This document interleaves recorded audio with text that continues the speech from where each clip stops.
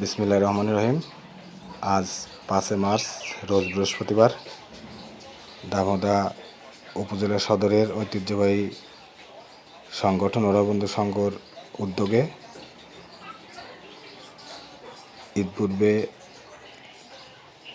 উপজেলার বিভিন্ন গ্রামের নিম্নবিত্ত, অসহায়, বিধবা, দিনমজুর পরিবারের মাঝে ঈদ সামগ্রী উপহার বিতরণ কর্মসূচি পালন করবেন।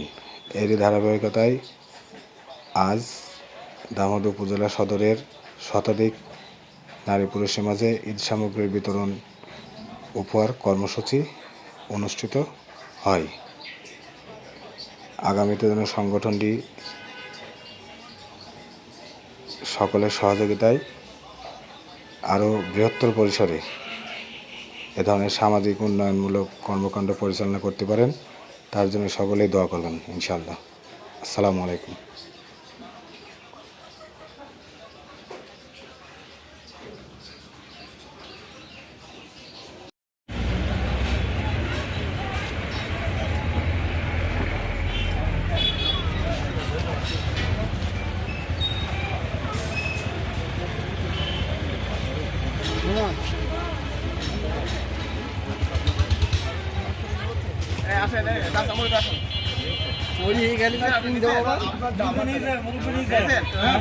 সবাই পেয়েছে